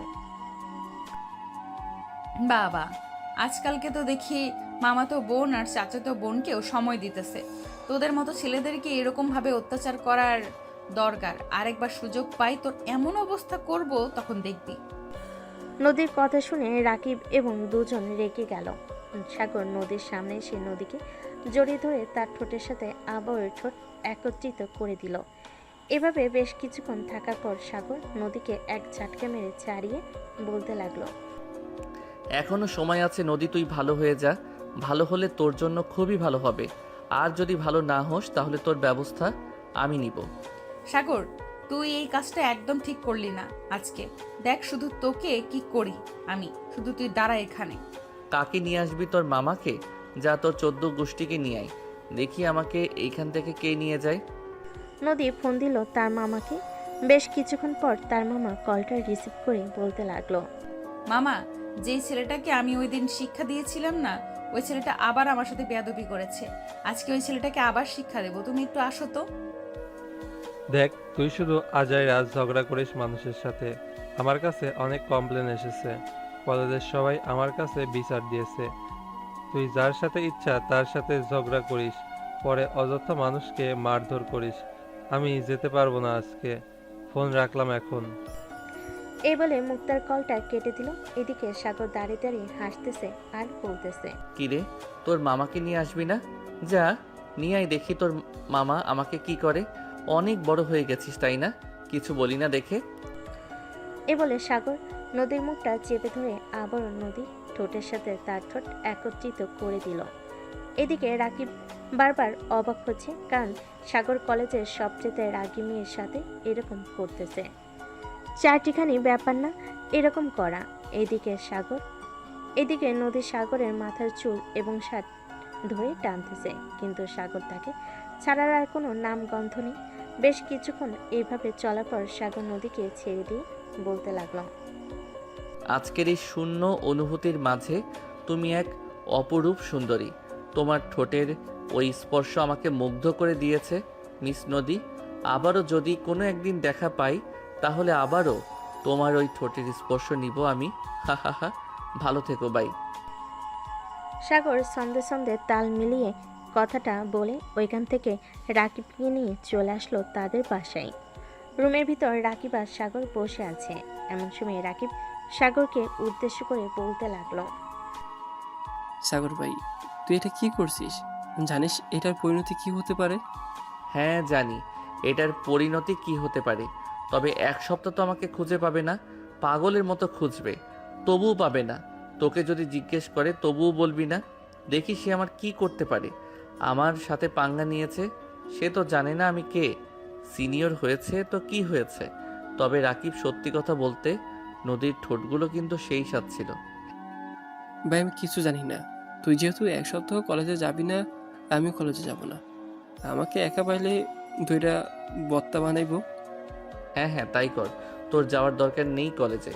তুই 1 সপ্তাহ ওয়েট কর, আমি 1 সপ্তাহ পর কলেজে গেলে তোকে জানাবো। ঠিক আছে, জানিয়ে দিস আমাকে। আর ঠিকমতো ওষুধ খাবি, যাতে তাড়াতাড়ি সুস্থ হয়ে যাস। এখন তাহলে আমি যাই। রাকিব চলে গেল। এদিকে সাগর বাড়িতে এসে সোফায় বসে পড়তে তার বোন সাইমা বলতে লাগলো, ভাইয়া, আমার একটা জিনিস লাগবে, এনে দিতে পারবে? মার্কেটে হয়তো পাবে না। আশেপাশের দোকানে খোঁজ করলে পাবে। কি জিনিস লাগবে তোর নাম বল, আমি দেখি চেষ্টা করে, যদি পাই তাহলে নিয়ে আসবো। সাইমা ফোন থেকে একটা ছবি বের করে দেখাতে লাগলো। এদিকে সাগর ছবিটা দেখে ছবিটা তার ফোনে নিয়ে আসলো তার রুমে। ফ্রেশ হয়ে বাহিরে চলে আসলো। কয়েকটা দোকান ঘুরতে পেয়ে গেল জিনিসটা, তারপর জিনিসটা নিয়ে চলে আসলো বাসায়। রাতে খাওয়া দাওয়া করে শুয়ে আছে, এমন সময় তার ফোনটা বেজে উঠলো। তাকিয়ে দেখে তার চাচাতো বোন কল দিয়েছে। কলটা রিসিভ করতেই ও পাশ থেকে তার চাচাতো বোন বন্যা বলতে লাগলো, সাগর, কালকে সকালে তুই 7টার দিকে রেলওয়ে স্টেশনেই থাকবি। আমরা 6:30টায় রেলওয়ে স্টেশনে পৌঁছে যাব, বা 7টা বাজবে যাইতে যাইতে। ঠিক আছে, আমি থাকবো নে, চিন্তা করতে হবে না, তোরা ঠিকঠাকভাবে আসিস। আচ্ছা, এখন তাহলে ফোন রাখলাম, ট্রেন চলে এসেছে। বন্যা কল কেটে দিয়ে ট্রেনে উঠে পড়ল।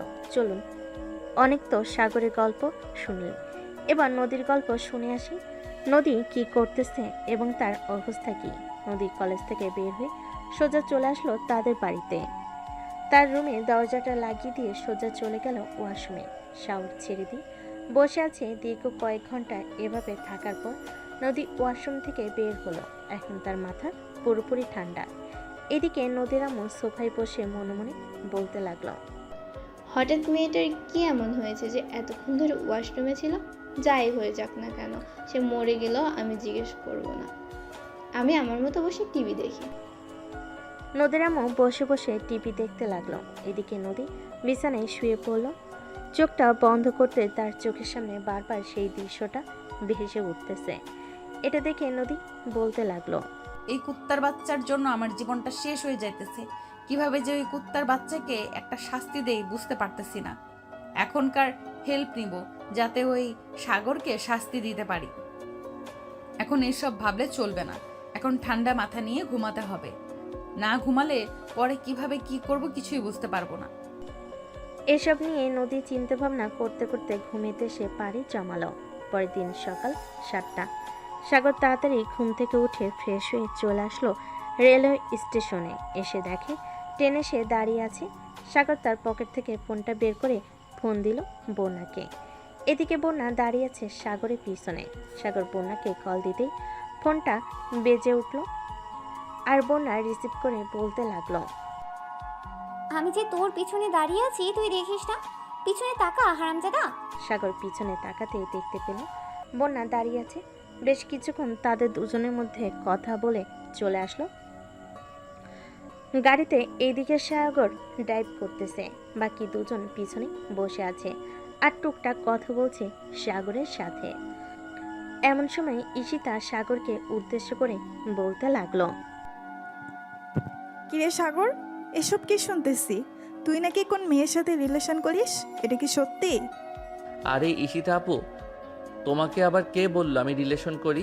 আর আমি রিলেশন করলে তোমরা তো অবশ্যই জানতে। তোমরা আমার বড় বোন, তো তোমরা আগে জানবে না? ভুলেও কিন্তু এই কাজ করিস না। এই কাজ করলে তোর খবর আছে। আজকে দুপুর অবধি ঘুমাবো, পরে খাওয়া দাওয়া করে তোর সাথে কিছুক্ষণ আড্ডা দিব, দিয়ে বিকেলবেলা তোকে নিয়ে বের হবো ঘোরার জন্য। পরেই বুঝতে পারবো তুই কারোর সাথে রিলেশন করিস নাকি। রিলেশন করলে মেয়েটার চোখে যদি তুই পড়িস তাহলে অবশ্যই কিছু না কিছু বলবে, আর না হয় কিছু রিয়াকশন করবে। তোমরা শুধু আজাইরা ফাউল কথা বলো, চুপ থাকো তো। আমি বারবার বলতেছি যে আমি কারোর সাথে রিলেশন করি না, তোমরা কেন বারবার বলতেছো আমি কারোর সাথে রিলেশন করি? আচ্ছা যা, ধরে নিলাম তুই কারোর সাথে রিলেশন করিস না। এখন চুপচাপ গাড়ি চলা, বাড়িতে যাই আগে। সারা রাত ঘুমাই নাই, মাথা ব্যথা করতেছে। সাগর দুজনকে নিয়ে চলে আসলো বাড়িতে।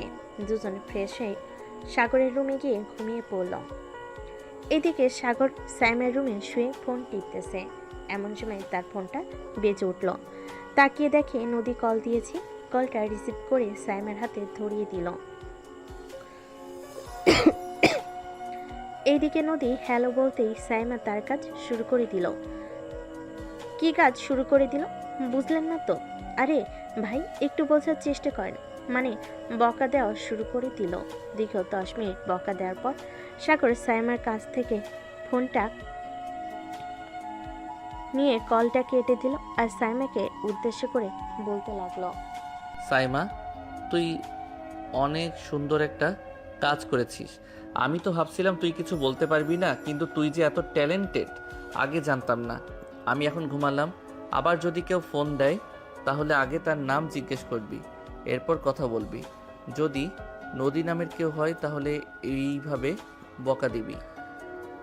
ঠিক আছে ভাইয়া। এইদিকে নদী বকাগুলো খেয়ে তার পেটের ভাত হজম হয়ে গেল আর মনে মনে বলতে লাগলো, নিশ্চয়ই এটা তার বউ হবে। বউ না হলে এইভাবে তো কেউ বকাবকি করে না। শালা, ঘরে বউ রেখে বাইরে লুচ্চামি করিস? দাঁড়া, তোর বাড়ির ঠিকানা একবার পেয়ে যাই, এরপর তোর বউয়ের কাছে বলতেছি তোর চরিত্র কেমন। এইসব বিড়বিড় করতেছে নদী। এমন সময় তার রুমে প্রবেশ করলো তার মা।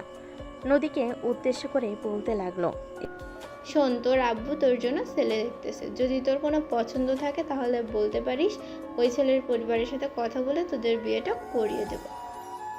আমার বিয়ে নিয়ে এত চিন্তা ভাবনা করতেছো কেন তোমরা?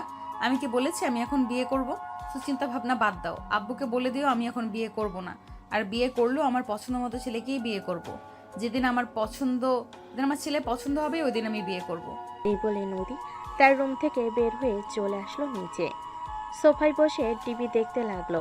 এদিকে নদীর আম্মু নদীকে কিছু না বলে তার রুমে চলে আসলো, কারণ উনি জানে কিছু বলে রাগারাগি করবে, তাই বেশি কিছু বলে নাই। বিকাল 4টা। সাগর, ঈশিতা আর বন্যা চলে আসলো একটা পার্কে। সাগর মাঝখানে বসে আছে আর দুই সাইডে দুজন বসে বাদাম খাইতেছে আর কথা বলতেছে। এদিকে নদী তার এক ফ্রেন্ডকে নিয়ে পার্কের ভেতরে প্রবেশ করলো। গাছতলায় সাগরকে দেখে অবাক হয়ে গেল, কারণ তার দুই পাশে দুইটা মেয়ে বসে আছে। এটা দেখে নদী চলে আসলো সাগরের কাছে আর বলতে লাগলো, কিরে, এক নারীতে কোনোদিন তো আসক্ত হতে পারবি না। এক নারীতে আসক্ত হওয়া ভালো না, এত নারীতে আসক্ত হওয়া ভালো না। কলেজে আমার সাথে লুচ্চামি করে বেড়াস আর বাড়িতে দুইটা মেয়ে নিয়ে রং তামাশা করিস। দেখো নদী আপু, তোমাকে শেষবারের মতো বলে দিতেছি, এইখান থেকে চলে যাও।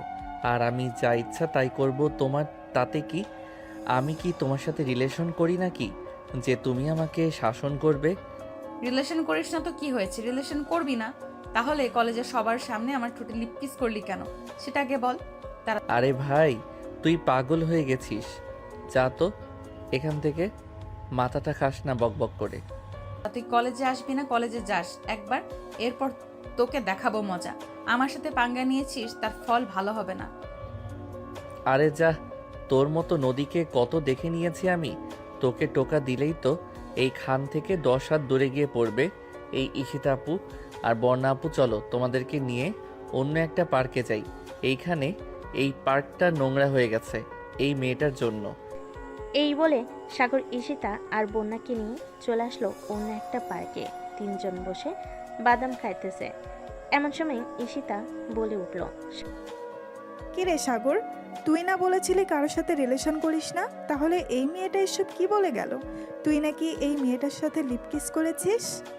আরে ঈশিতা আপু, তুমি আমাকে বিশ্বাস করো না?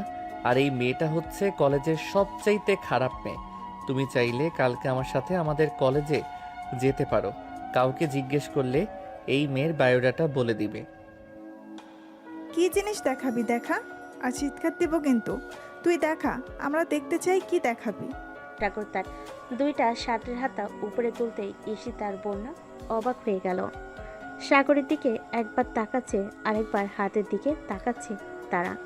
সাগরকে উদ্দেশ্য করে বলতে লাগলো, কি ব্যাপার সাগর, তোর এইরকম অবস্থা হয়েছে কিভাবে?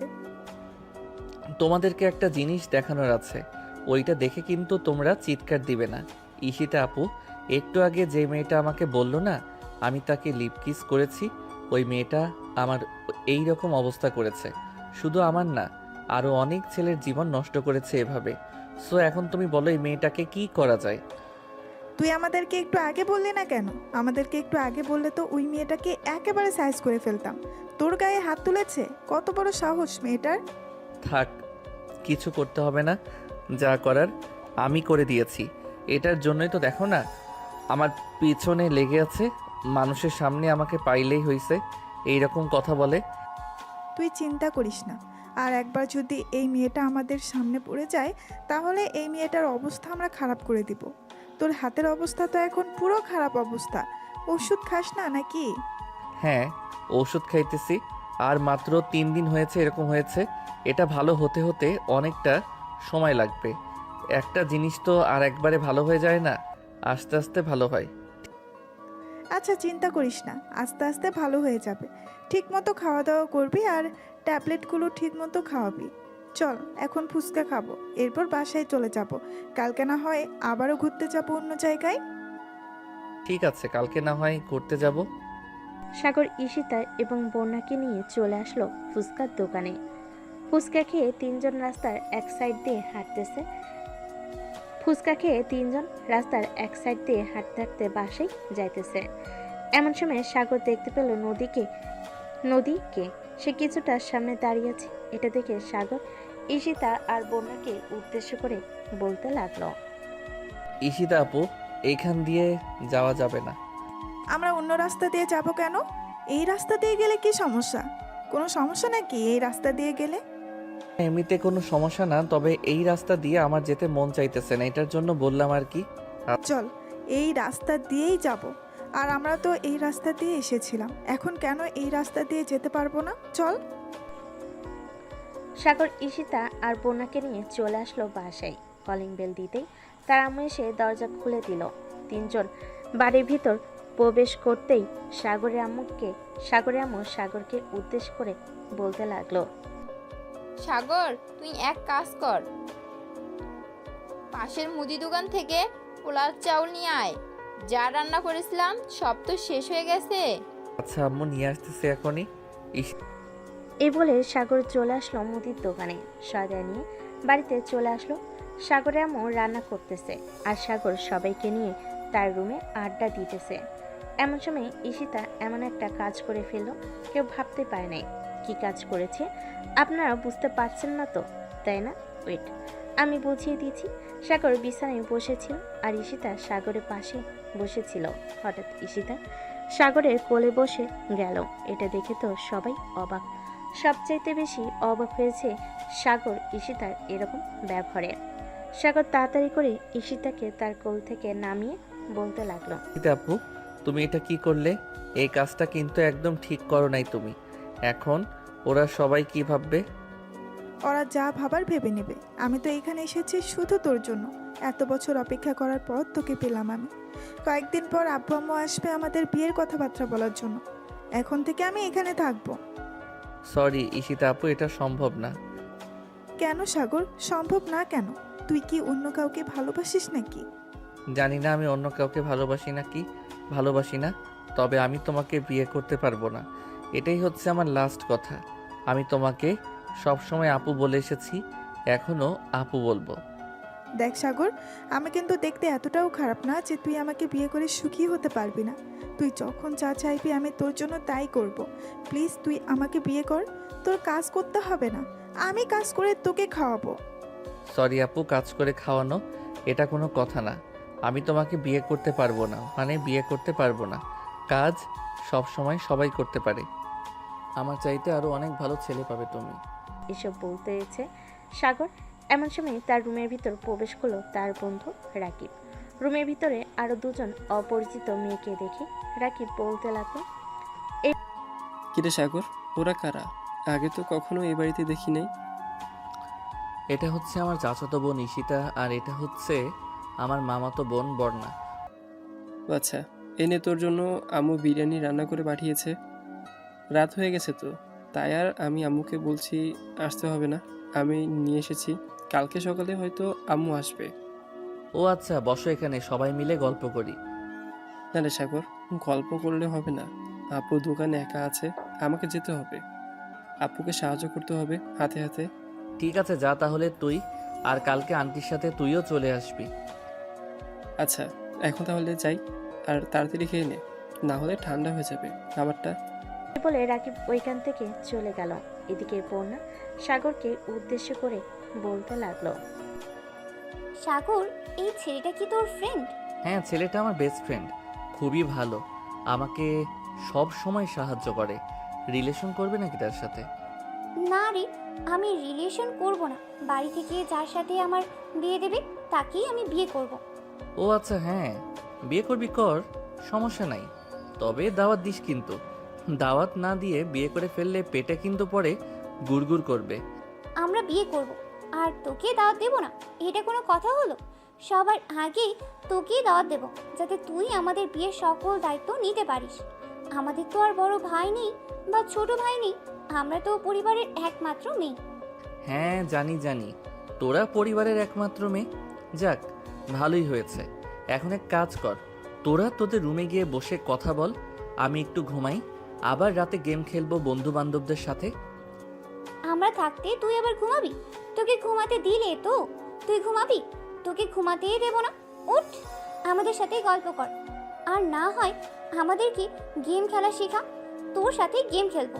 ঠিক আছে, তাহলে তোমরা মোবাইলে ফ্রি ফায়ার গেমটা ডাউনলোড করো, আমি তোমাদেরকে সকল কিছু শিখিয়ে দিতেছি। সাগর দুজনকে শিখিয়ে দিয়ে গেম খেলতে লাগলো, তিনজন মিলে। রাত 10টা, সবে মিলে খাওয়া দাওয়া করে যার যার রুমে গিয়ে শুয়ে পড়লো। চলুন নদী কি করতেছে দেখে আসি। এদিকে নদী বিছানায় একবার এই পাশ করতেছে তো আরেকবার ওই পাশ করতেছে, কিন্তু তার চোখে ঘুম আসছে না। মনের মধ্যে শুধু একটা কথাই ঘুরপাক খাইতেছে, ঘুরপাক খাইতেছে। ওই মেয়ে দুটো কে হতে পারে? সাগরের সাথে আগে তো কখনো দেখে নাই। এসবই বারবার বলতেছে নদী তার মনকে।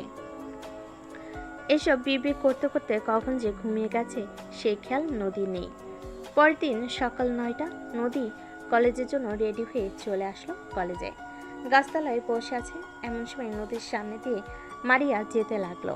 মারিয়াকে ডাক দিয়ে বলল, কিরে মারিয়া, আমাদের বন্ধুত্বটা কি এখানেই শেষ করে দিয়েছিস নাকি? তুই তো জানিস আমি কিরকম মেয়ে, সব কিছু জেনে বুঝেও তুই আমার সাথে কথা বলতেছিস না। দেখ নদী, মানুষ কিন্তু আপডেট হয় দিন দিন, কিন্তু তোর মধ্যে কোনো আপডেট নেই। আর থাকবে কি করে? তুই তো এমনিতেই দেমাগি নিয়ে তোর রূপের অহংকার দেখিয়ে সবার সাথে খারাপ ব্যবহার করিস। আমি আর চাই না তোর সাথে মেলামেশা করতে। তুই একবার সাগরের হাতের দিকে তাকিয়ে দেখিস, সাগরের হাতের অবস্থা কীরকম হয়েছে। ভাবতেই কেমন যেন শরীরের লোম দাঁড়িয়ে যাইতেছে। এসব বলতেছে মারিয়া। এসব বলে ওইখান থেকে চলে আসলো ক্লাসরুমে। এদিকে নদী গাছতলায় বসে বসে মনে মনে ভাবতে লাগলো, আমি সত্যিই অনেক স্বার্থপর হয়ে গেছি। নিজের অহংকারের জন্য আমি সব কিছু করতে পারি। সাগরের হাতের অবস্থা এখন কেমন আমাকে জানতে হবে। এসব বলতে বলতে নদী ওইখান থেকে উঠে চলে আসলো কলেজের বাইরে। একটা রিক্সা নিয়ে চলে আসলো বাসায়। কলিং বেল দিতে তার আম্মু এসে দরজা খুলে দিল। নদীকে চলে আসতে দেখে বলতে লাগলো, কিরে নদী, তুই চলে এসেছিস কেন? এমনিতেই চলে এসেছি, ভালো লাগতেছিল না এটার জন্য। আম্মু আমাকে একটা হেল্প করতে পারবে? কেমন হেল্প? যদি ভালো হেল্প হয় তাহলে আমি করতে রাজি আছি, আর যদি খারাপ হয় তাহলে আমি একদমই রাজি না। ভালো হেল্প করতে পারবে তুমি? ওই যে তোমাকে ওই দিন একটা ভিডিও দেখিয়েছিলাম না, একটা ছেলের হাত আমি পুড়িয়ে দিয়েছিলাম, ওই ছেলেটার ফোন নাম্বার দিতেছি। তুমি একটু ওই ছেলেটাকে ফোন দিয়ে তার ঠিকানাটা নিতে পারবে? আমি তার বাড়িতে গিয়ে দেখা করতে চাই, তার হাতের অবস্থা দেখতে চাই এখন কেমন। এইভাবে জিজ্ঞেস করলে তো কোনোভাবে বাড়ির ঠিকানা দিবে না। তুই এক কাজ কর, বিকেলে যদি তার দেখা পাস তাহলে তার পিছু পিছু করে তার বাড়িতে চলে যাবি। আর ছেলেটার জন্য কিছু একটা করতে হবে। ছেলেটার হাতের অবস্থা এখন কেমন এসব তো আমি জানি না। এটার জন্যই তো তোমাকে বললাম তুমি একবার সাগরকে কল দাও, দেখো সাগরের ফোন কে ধরে। যদি তার আম্মু বা অন্য কেউ ধরে তাহলে তার বাসার ঠিকানাটা জেনে নাও। আচ্ছা, আমি ফোন দিতেছি, দেখি কে ফোন রিসিভ করে। এ বলে নদীর আম্মু কল দিল সাগরকে। বেশ কিছুক্ষণ পর সাগর কলটা রিসিভ করে হ্যালো বলতেই ওপাশ থেকে নদীর আম্মু বলতে লাগলো, হ্যালো সাগর, আমি তোমার ম্যাডাম বলছিলাম, তোমার হাতের অবস্থা এখন কেমন? ম্যাডাম, আমার হাতের অবস্থা মানে বুঝলাম না, আপনি কি বলতে চাইছেন? আর আমার হাত কখনো দেখছেন নাকি আপনি? হ্যাঁ, আমি দেখেছি, গত পরশুদিন তোমার হাত দেখেছি আমি। তোমার হাতের অবস্থা এখন কেমন? ডাক্তার দেখিয়েছো তো ঠিক মতো? হ্যাঁ, ডাক্তার দেখাইছি। আর আমার নাম্বার কোথায় পাইছেন? আমার নাম্বার তো কলেজে কোথাও দেওয়া ছিল না। আপনি সত্যি করে বলেন তো, আপনার পরিচয়টা কি আর আমার নাম্বার কে দিয়েছে? নদীর আম্মুর কাছ থেকে নদীর ফোনটা নিয়ে বলতে লাগলো। হ্যালো সাগর, আমি নদী বলতেছি। তোমার বাসার ঠিকানাটা বলো, আমি আসবো তোমার বাড়িতে। আমি তোমার পায়ে ধরে মাফ চাইবো, আমাকে মাফ করে দাও। ঠিক আছে, মাপ চাইতে হবে না, আর আমার বাসার ঠিকানা দিতে পারবো না। ফোন রাখলাম, এখন আমাকে ফোন দিবেন না আপনি। এই বলে সাগর ঠুস করে ফোনটা কেটে দিল। এদিকে নদীর আম্মু আর কিছু বলল না নদীকে। উনি জানে যে সব অপরাধ নদীর। এদিকে নদী চলে আসলো তার রুমে, দরজাটা লাগিয়ে দিয়ে বিছানায় বসে কান্না করতে করতে মনে মনে বলতে লাগলো। আমি এত বছর হয়ে গেছে কারোর অবহেলা পাই নাই, আর আজকে একটা ছেলের কাছে মাফ চাইবো, তাও মাফ চাওয়ার সুযোগ নেই। হে আল্লাহ, আমি কিভাবে কি করব বুঝতে পারতেছি না। আমাকে ধৈর্য ধরার তৌফিক দান করো। এসব বলতেছে নদী। দেখতে দেখতে দুপুর গড়িয়ে বিকেল হলো। বিকেলে সাগর সবাইকে নিয়ে চলে আসলো একটা পার্কে। তোরা সবাই এখানে বসে বাদাম খা, আমি তোদের জন্য দোকান থেকে কোন আইসক্রিম নিয়ে আসতেছি। ঠিক আছে, নিয়ে আয় তাহলে। সাগর সবার জন্য কোন আইসক্রিম নিয়ে চলে আসলো। সবাই বসে বসে খাচ্ছে। এদিকে নদী তার রুম থেকে বের হয়ে তার আম্মুকে উদ্দেশ্য করে বলতে লাগলো। আম্মু, আমি বাইরে যাইতেছি, দেখি যদি সাগরের সাথে দেখা হয় তাহলে তার কাছে মাফ চেয়ে নিব। তুমি এক কাজ করো, আমার জন্য বিরিয়ানি রান্না করে রাখো, আমি এসে খাবো। ঠিক আছে, তুই যা, আমি তোর জন্য বিরিয়ানি রান্না করে রাখবো না। নদী তাদের বাড়ি থেকে বের হয়ে পার্কের সামনে দিয়ে হেঁটে হেঁটে তার বান্ধবীদের বাসার দিকে যাইতেছে। এমন সময় পার্কের ভিতর নজর পড়তে দেখতে পেল সাগর আজকে আরও একটা নতুন মেয়েকে নিয়ে মোট 3 জনকে নিয়ে ঘুরতে এসেছে। এটা দেখে নদী তাড়াতাড়ি করে চলে আসলো পার্কের ভিতর। কিন্তু পার্কের ভিতর এসে নদী এবং বাকি সবাইকে পেল না, কারণ সাগর অলরেডি নদীকে দেখে ফেলেছে। এটা দেখে সাগর তাড়াতাড়ি করে সবাইকে নিয়ে ওইখান থেকে পিছনে গেট দিয়ে চলে আসলো বাইরে। হঠাৎ সাগরের এরকম আচরণ দেখে ঈশিতা সাগরকে উদ্দেশ্য করে বলতে লাগলো। কি ব্যাপার সাগর, তোর হঠাৎ কি হয়েছে? আমাদেরকে এরকম ভাবে নিয়ে আসলি যে? একবার ভিতরের দিকে তাকিয়ে দেখো, ওই যে একটা কালো বোরকা পরা মেয়ে, তার মুখটা দেখতে পাচ্ছ? বলো তো কে হতে পারে? নিশ্চয়ই ওই মেয়েটা, তাই না? দাঁড়া, আমি ওই মেয়েটাকে একটা শিক্ষা দিয়ে আসতেছি। তোর সাথে এরকম করেছে, এটার জন্য তো তাকে শাস্তি পেতে হবে। কোনো কিছু করার দরকার নেই, তার শাস্তি সে এমনিতেই পাবে। এখন চলো আমরা কফি শপে যাই, কফি শপে গিয়ে কফি খাই। হ্যাঁ চল, আজকে আর আনন্দ করতে পারলাম না এই মেয়েটার জন্য। কালকে এই এলাকার আশেপাশে কোনো পার্কে যাব না, অন্য এলাকায় পার্কে যাব। কে আর জানো তো এই মেয়েটা যে এখানে চলে আসবে। আচ্ছা চলো যাওয়া যাক এখন। এই বলে সাগর সবাইকে নিয়ে চলে আসলো কফি শপে।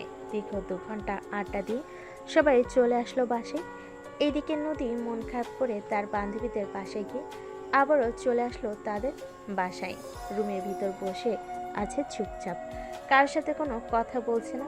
এটা দেখে নদীর আম্মু কিছুটা টেনশনে পড়ে গেল। নদীর আম্মু ফোন দিল নদীর মামাকে।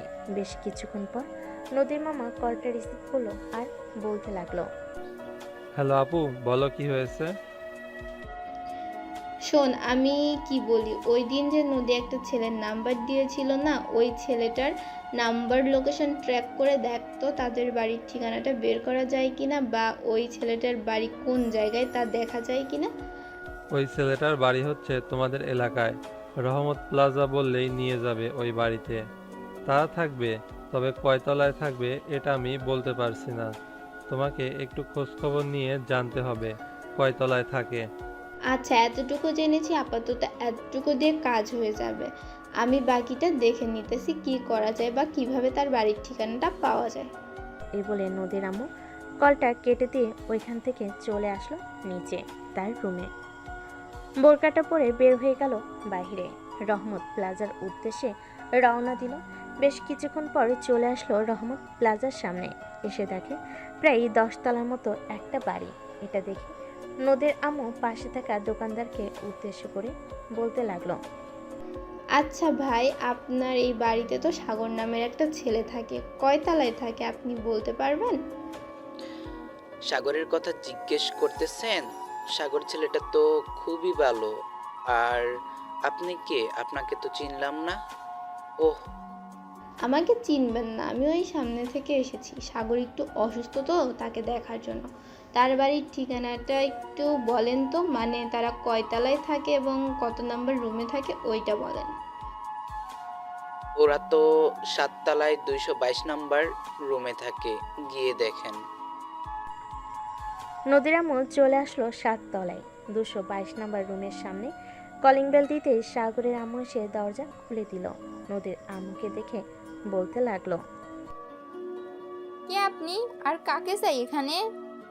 এই বাসায় কি সাগর থাকে? হ্যাঁ, এ বাড়িতে সাগর থাকে।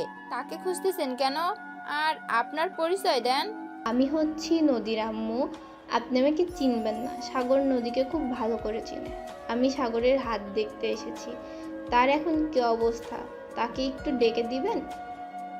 আচ্ছা, আপনি ভিতরে এসে বসেন, আমি সাগরকে ডাক দিতেছি। নদীর আম্মু সোফায় বসে রইল। এদিকে সাগরের আম্মু চলে আসলো সাগরের রুমে। সাগরকে উদ্দেশ্য করে বলতে লাগলো, এই সাগর, নদী নামের একটা মেয়ে আছে, তার আম্মু এসেছে। তুই একটু নিচে আয় তো, আমি তো চিনতে পারতেছি না কে। সাগর চলে আসলো তার আম্মুর সাথে। নিচে এসে দেখে নদীর আম্মু বসে আছে। নদীর আম্মুকে দেখে সাগর বলতে লাগলো, আসসালামু আলাইকুম আন্টি, কেমন আছেন? আর আপনি আমাদের বাসা চিনলেন কি করে? ওয়ালাইকুম আসসালাম, আলহামদুলিল্লাহ ভালো আছি। তোমাদের বাসা চিনেছি এটা না হয় পরে বলতেছি, আগে তোমার হাত দুইটা দেখি। তোমার হাত দেখার জন্য আমি এসেছি। সাগর তার দুইটা হাত দেখাতে নদীর আম্মুর চোখ দিয়ে দুফোঁটা পানি গড়িয়ে পড়ল আর বলতে লাগলো, সরি বাবা, তুমি আমার মেয়েকে মাফ করে দিও। আমার মেয়েটা আগে কখনো এরকম ছিল না, কলেজে যাওয়ার পর থেকে এরকম হয়ে গেছে। এখন সে তার নিজের ভুল বুঝতে পারছে। আচ্ছা, আমি আপনার মেয়েকে মাফ করে দিলাম। আম্মু তোমরা কথা বলো, আমি এখন রুমে যাই। এই বলে সাগর চলে গেল তার রুমে। এদিকে নদীর আম্মু সাগরের আম্মুকে উদ্দেশ্য করে বলতে লাগলো, আপনার কাছে একটা রিকোয়েস্ট করব, রিকোয়েস্ট রাখবেন? হ্যাঁ বলেন, রাখার চেষ্টা করব। আমার মেয়ের জন্য যেহেতু আপনার ছেলের হাতের এরকম অবস্থা হয়েছে, আমি আমার মেয়েকে আপনার ছেলের হাতে তুলে দিতে চাইতেছি। আপনারা কি আমার মেয়েকে আপনার ছেলের জন্য গ্রহণ করবেন? দেখেন, এটা তো আমি বলতে পারতেছি না, এটা আমার ছেলে বলতে পারবে। সে যদি চায় অবশ্যই আপনার মেয়েকে আমরা নিয়ে আসব। এই নেন আমার ফোন নাম্বার, আপনি সাগরের সাথে কথা বলে আমাকে জানাবেন। আর সাগরকে ভালো একটা ডক্টর দেখাতে হবে। আপনি আজকে রাত্রে আমাকে জানিয়ে দেবেন, আমি কালকে এসে সাগরকে নিয়ে যাব ভালো ডাক্তার দেখানোর জন্য। ভালো ভালো ডাক্তার দেখানোর জন্য নিয়ে যেতে হবে না, সাগর ডাক্তার দেখিয়েছে। আশা করি কয়েকদিনের মধ্যে সব কিছু ঠিক হয়ে যাবে। আপনি বসেন, আমি আপনার জন্য কফি নিয়ে আসতেছি। না, এখন কফি খাবো না। মেয়েটার বাসায় একা আছে, কি করতেছে কে জানে। আমি এখন চলে যাই, আপনি রাত্রে আমাকে জানাবেন। এ বলে নদীর আম্মু চলে গেল তাদের বাসায়। কলিং বেল দিতেই নদী এসে দরজা খুলে দিল। তার আম্মুকে দেখে বলতে লাগলো, কি ব্যাপার আম্মু, তুমি কোথায় গিয়েছিলে? সাগরদের বাসায় গিয়েছিলাম। তুই মোটেও ভালো কাজ করিস নাই, সাগরের হাত একবারে না দেখার মতো অবস্থা। আম্মু আমাকে নিয়ে যাইতে, আমি সাগরের কাছে মাফ চাইতাম। দেখি রাত্রে সাগরের আম্মু আমাদেরকে কি জানায়। আমি সাগরের সাথে তোর বিয়ে দিতে চাইতেছি, তোর কোনো আপত্তি আছে নাকি? না, আমার কোনো আপত্তি নেই। দেখো সাগরের আম্মু কি বলে। শিখে সাগরের আম্মু চলে আসলো সাগরের রুমে। এসে দেখে সবাই কথা বলতেছে। সাগরের আম্মু সবার সামনে সাগরকে উদ্দেশ্য করে বলতে লাগলো, সাগর, নদীর সাথে আমি তোর বিয়ে দিতে চাইতেছি, তুই কি রাজি আছিস? রাজি থাকলে বল, আমি তার আম্মু আব্বুর সাথে কথা বলবো। আম্মু, তোমাদের যে মেয়েটা পছন্দ হবে আমি তাকেই বিয়ে করতে রাজি আছি। আমার কোনো পছন্দ নেই, তুমি কথা বলতে পারো। আচ্ছা, আমি নদীর আম্মুকে বলে দিতেছি কালকে তার মেয়েকে নিয়ে এবং তার পুরো পরিবার চলে আসার জন্য। কালকে তোদের বিয়ে হবে। মানে চাচি এসব কি বলতেছেন? আজকে কথা বলবেন আর কালকে তাদের বিয়ে? কোনো মজা করতে পারবো না, এটা কিভাবে হয়? এমনিতেই হবে ঈশিতা মা, এমনিতেই হবে ঈশিতা মা। আমি চাই না আমার ছেলের বিয়েটা বড় করে অনুষ্ঠান করে দিতে, আর আমার মেয়ের বিয়েটাও এরকম ভাবে দেব। অনুষ্ঠানের চাইতে ভালো হবে তাদের হাতে তুলে দেওয়া। সাগরের আম্মু আরও কিছুক্ষণ কথা বলে চলে গেল তার রুমে। ফোনটা হাতে নিয়ে জানিয়ে দিল নদীর আম্মুকে। রাতে খাওয়া দাওয়া শেষ করে সাগর তার রুমে বসে আছে। এমন সময় ঈশিতা এসে বলতে লাগলো, আচ্ছা সাগর, তাহলে তুই বিয়ে করে ফেল। আমরা আর এখানে থেকে কি করব? আমরা চলে যাই। তোর জন্য এসেছিলাম, কিন্তু আমার ভাগ্যটা খারাপ, আমি তোকে পেলাম না। দেখো ঈশিতা আপু, তোমার ভাগ্য খারাপ না, আল্লাহ হয়তো আমার চাইতে আরো উত্তম কাউকে তোমার জন্য রেখেছে। এটার জন্যই তো আমার সাথে তোমার মিল হয় নাই। হ্যাঁ, হতে পারে। আচ্ছা তুই তাহলে ঘুমা, এখন রাত অনেক হয়েছে, আমরাও ঘুমাই। কালকে আবার তোর বিয়ে, হালকা পাতলা তো একটু মজা করতে হবে। এই বলে ঈশিতা চলে গেল সাগরের রুম থেকে। এদিকে সাগর ঘুমের দেশে পাড়ি জমালো। পরের দিন সকাল 10টা। নদীর আব্বু আম্মু এবং নদী চলে এসেছে। এদিকে নদী সবার সাথে কথা বলতেছে। সাগর নদীর আশেপাশে আসতেছে না, যাতে নদী তার কাছে মাপ না চাইতে পারে। দেখতে দেখতে সারাদিন মজা করতে করতে কেটে গেল। রাতে খাওয়া দাওয়া শেষ করে সবাই বসে আছে আর কথা বলতেছে। এমন সময় কলিং বেলটা বেজে উঠল। স্যামি গিয়ে দরজা খুলতে দেখতে পেল কাজী সাহেব দাঁড়িয়ে আছে। কাজী সাহেবকে দেখে ভিতরে নিয়ে আসলো। বেশ কিছুক্ষণ পর কাজী সাহেব তার সকল কিছু লেখালেখি শেষ করে দুজনের বিয়েটা পড়িয়ে দিয়ে তার টাকাটা নিয়ে চলে গেল। রাত প্রায় 1টা। সাগর নদীকে নিয়ে চলে আসলো তার রুমে। দরজাটা লাগিয়ে দিয়ে সাগর বিছানায় গিয়ে শুয়ে পড়ল। এদিকে নদী দাঁড়িয়ে আছে। এটা দেখে সাগর নদীকে উদ্দেশ্য করে বলতে লাগলো, কি ব্যাপার নদী, দাঁড়িয়ে আছো কেন? ঘুমাও পাশে এসে। ঠাকুর, তুমি বিছানা থেকে উঠে আমার সামনে দাঁড়াও। আমি তোমার কাছে মাফ চাইবো আমার ভুলের জন্য। মাপ চাইতে হবে না, আমি তোমাকে অনেক আগেই মাফ করে দিয়েছি। এখন এসে ঘুমাও, রাত অনেক হয়েছে। ঘুমাবো মানে? মানুষ বাসর রাতে বাসর করে, আর তুমি আমাকে ঘুমাতে বলতেছো? আমি ঘুমাবো না, আমি আদর খাবো। আদর খাইতে হলে তো পাশে এসে শুইতেই হবে। পাশে এসে না শুইলে আদর করব কি করে? সাগরের কথা শুনে নদী সাগরের পাশে গিয়ে শুয়ে পড়ল।